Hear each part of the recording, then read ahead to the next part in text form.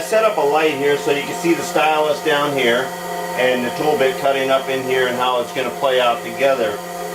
And hopefully the lighting will help this view here from this vantage point play off. And it's kind of nice. I don't get this too often. It's nighttime outside, so I don't have the glare coming in from the windows from this position. So this lighting may help you to see this much better. Alright, now we run our lathe in reverse because we're cutting on this side.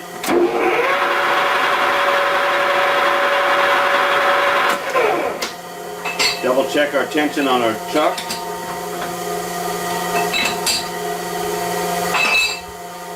And we make sure our tailstock is tight. We're ready to go.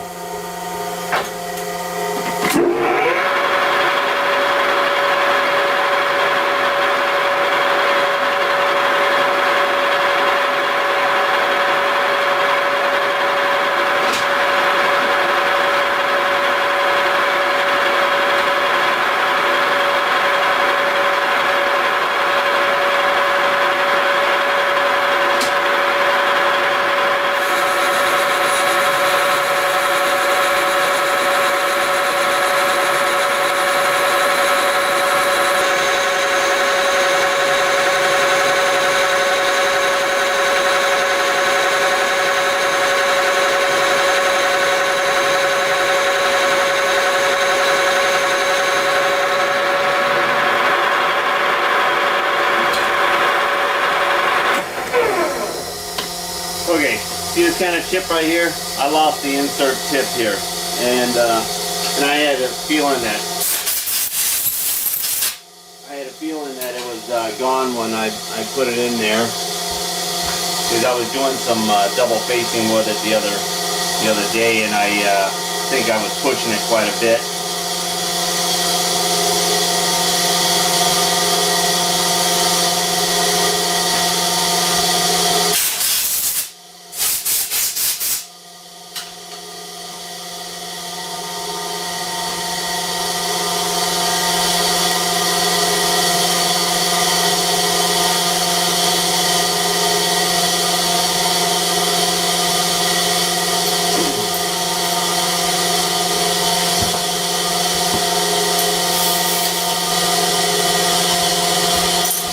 Check out the difference here. Okay, now the reason why we use the 0 here is so we can cruise back and then come right back in, and we're right here at the dimension or dial we need.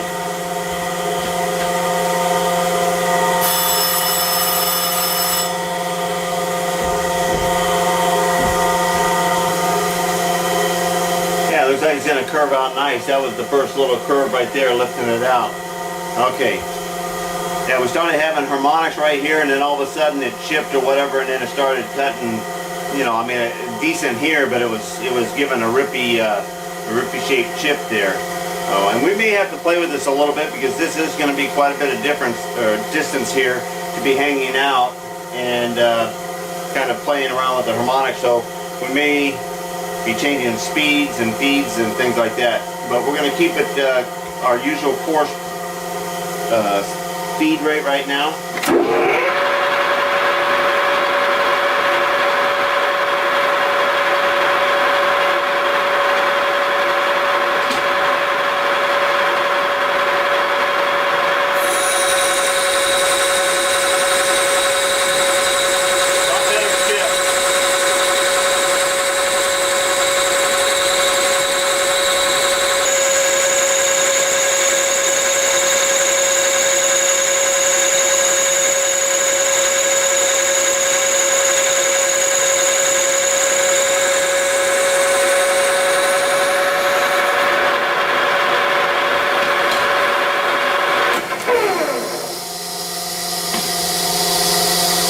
You know, I have to say, I can see little tiny bit of lines and stuff in here, which is nothing is real critical, okay? But the sweeping radius, I'm running this tracer right on the plasma cut, and I'm getting that smooth of a surface right here. I'm pretty happy. Alright, we're going to run a couple more cuts and we'll probably call it quits for the night and we'll come back in the morning.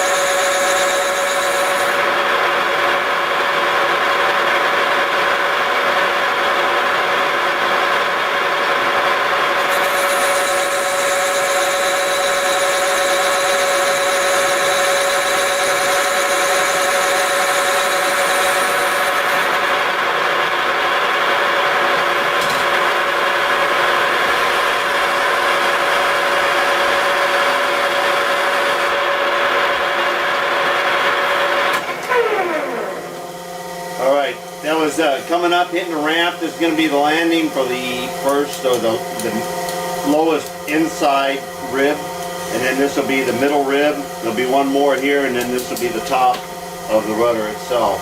So each one of these is curving in on the back side of there, fine. All right, we're going to go for another 50,000.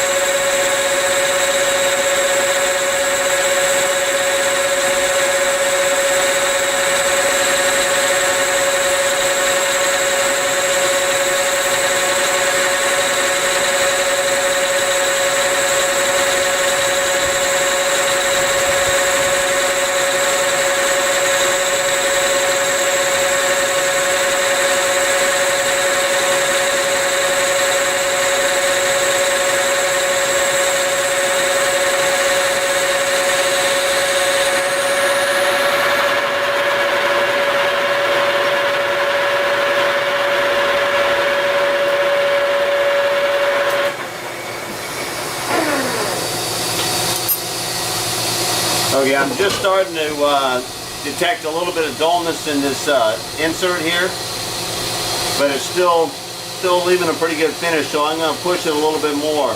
Then I might go ahead and switch over to a D&MG versus a D&MP. Probably be a little more rigid to the setup here. But this is kind of nice, it's sweeping in. This one is full now. Now this will just keep reducing the diameter. We're starting to pick this one up, and then the next one will be hit this.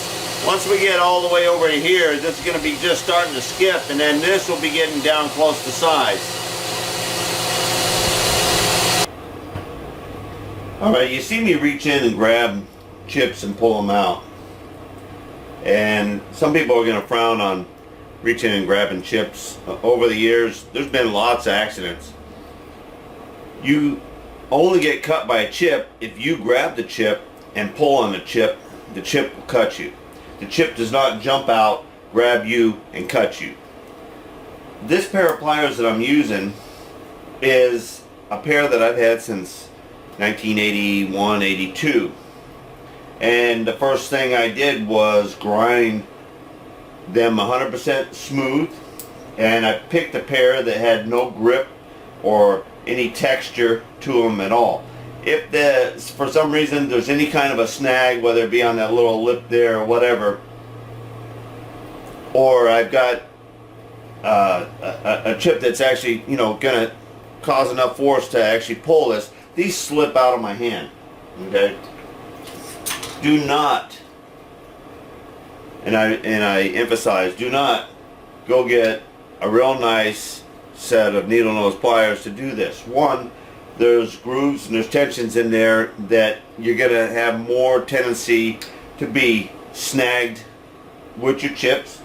There's other dikes, side cutting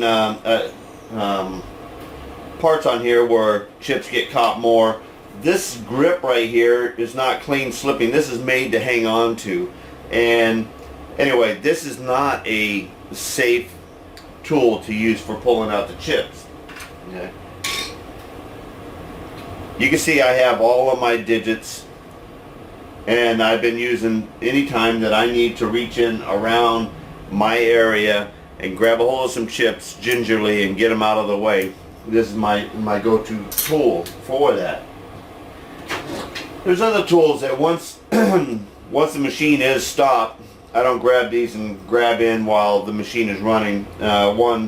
This design was, I made these probably right around the same time I started doing machine work, and I bent this up, and of course I hold it like this. I do not hold it like this, okay? But this chip hook is basically to reach down and grab your pile that you've been working and then walk it over to the trash or the dumpster or wherever you are discarding your materials into.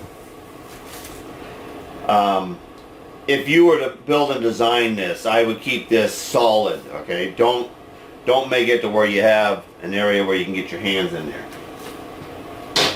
So there are a few things even though it doesn't look like a safe tool, this is almost like operating a chopstick. So I'm not even really getting all the way around it because I got to be able to open and grab real quick and like operating chopsticks. But they are able to be yanked right out of your hand. All right. So I just want to touch a little bit on the topic because I know you see me reaching in and grabbing chips, and it's not done willy-nilly. I actually have safety in mind, and this is my go-to tool. Alright, we dug in our cabinet here this morning before we got started, and this is what I have in there now, a D&M Peas 432, and I've got a D&M G 432 also here. And what I'm going to do is I'm going to change out this insert, and we're going to see how well this one cuts, maybe breaks the chip a little bit better, and maybe lasts a little bit longer. So we just started noticing this one dulling up just a little bit more, and we have quite a bit of material to remove off of this thing. And if we can get a little bit better breaking chip, a little smaller, maybe they can stack up in the pan, it'd be a lot better.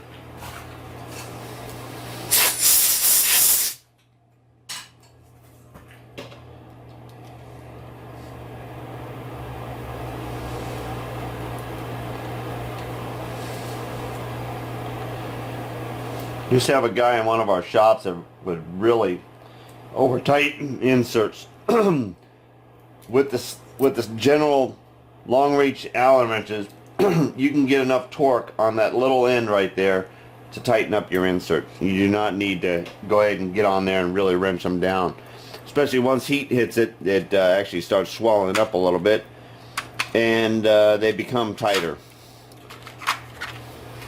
We're all tight, ready to go. We give it some RPM here.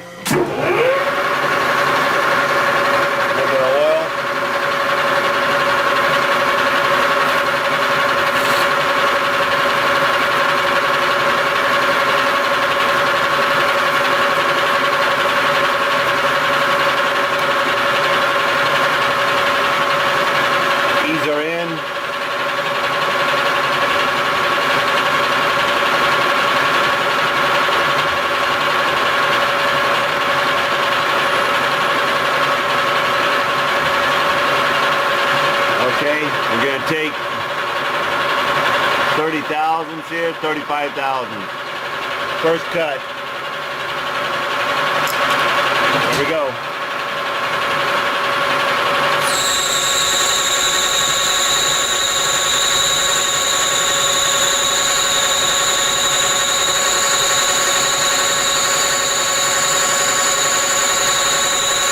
Chips do break off as soon as they get a little tension on them, which is a good thing.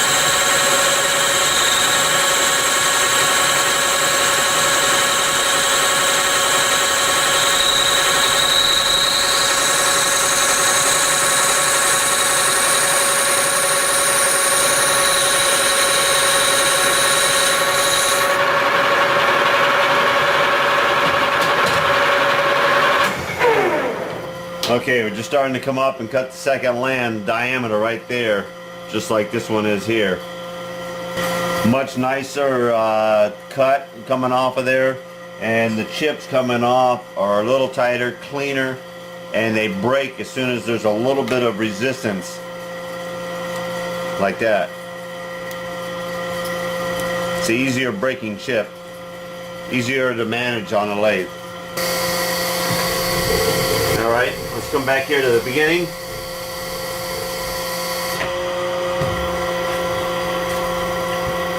Alright, we're going to crank in 50 thousandths on this one here. 40, and there's 50.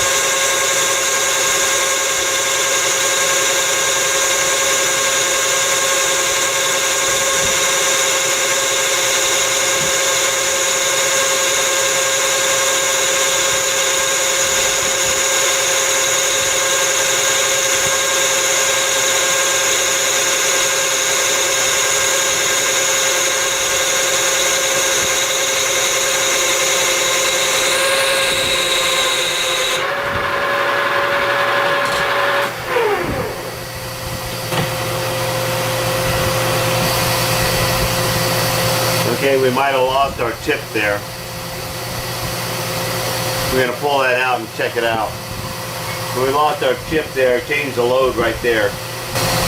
Okay, we went ahead and changed our bit. I don't know why we lost. I mean, it was cutting so beautiful.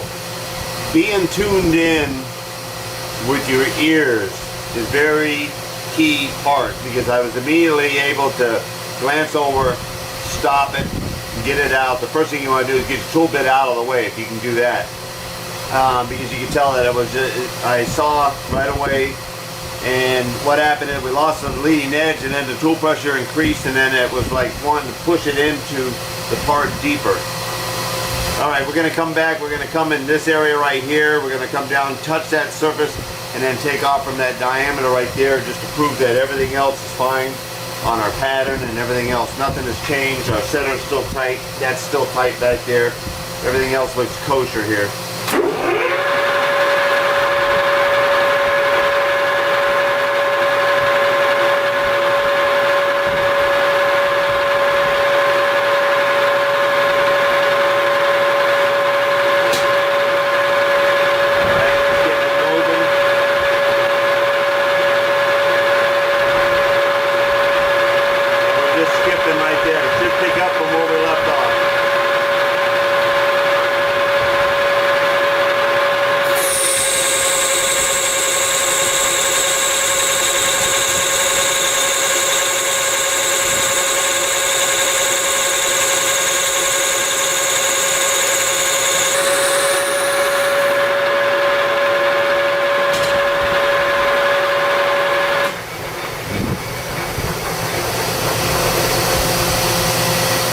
Okay, we're going to try just a couple passes at 30. We like to have our tool bit last all the way through at 30, maybe 50. When it comes in and dives on that back side, its push is extremely faster because of the angle of approach that the head has to it. So we're going to go ahead and we're going to reduce it down to 30, make a couple passes, see how that handles.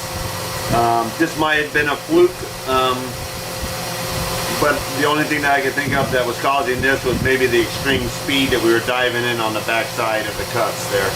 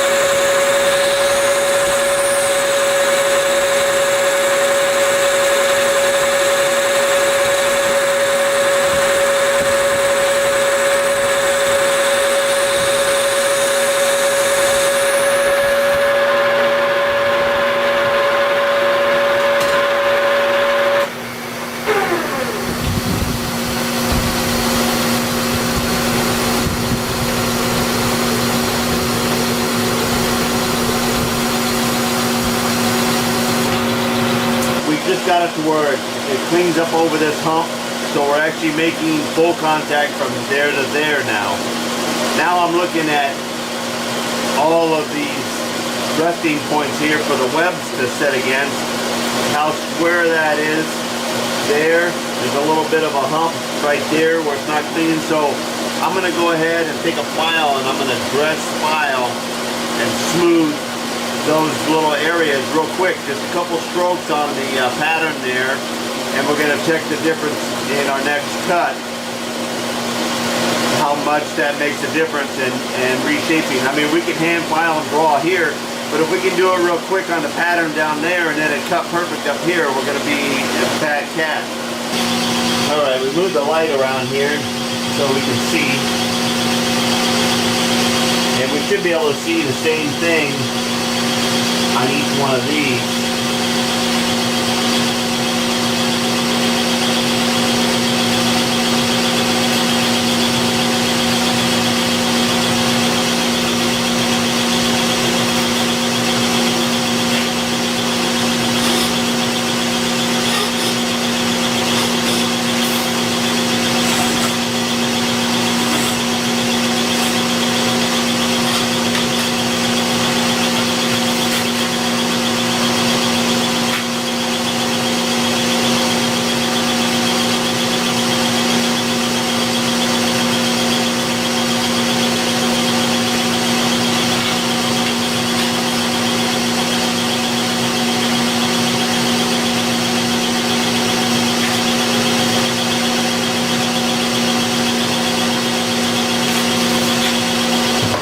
Okay, I think that's a little bit smoother. Some of it might be out. It's actually the tool pressure and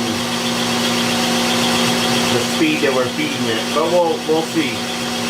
Looks pretty good.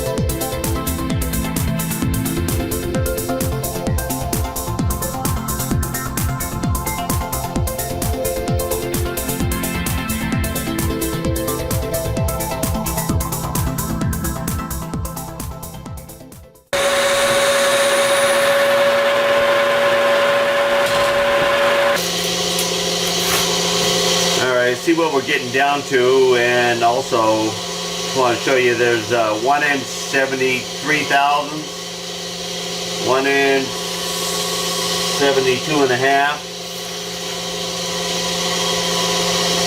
1 inch 315, 1 inch 318, 1 inch 475, 1 inch 487. So each one might have a couple thousand difference in shape here, but basically we're going to be having a contact here, contact here, contact here, and we'll be playing out. Now this is meant to be 1 inch, so we got 70 thousandths to come off of there. So this is going to be 1 1/4 inch, and we're 1 inch 320, so that's about 70 thousandths. 1 inch 570, that's going to be 1.5 inches there. This is supposed to be 1 3/4 inches, and this is almost 100 over. This is 1 inch 850. And then this is the top of the rudder here, and we haven't decided what we're going to do with that yet. Alright, so I think we got 2 more cuts here because I've been taking 25 per side, Will be 50 thousandths off the diameter. And we're gonna go ahead for this, and then we'll be making one more cut to do the final. And the texture and the smoothness and everything else is doing real good. We've been changing out our inserts here, and we just put another one in here. What we've been using up is a lot of old inserts have all been used on this side here, turning in this direction here, and the back side of the insert, which it flipped over working on that side. So it's like I have a bunch of virgin surfaces on a bunch of old tool bits, and I'm kind of going through the box and we're just running them. Alright, and there's 10, 25.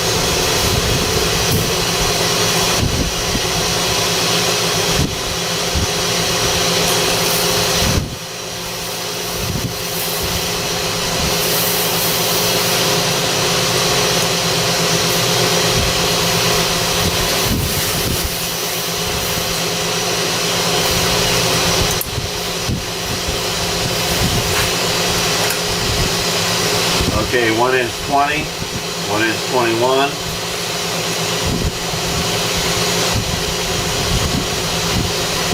One inch 275. So about another 25 to go. 25 to go on that one. We got a little bit more than 25 to go on that one there.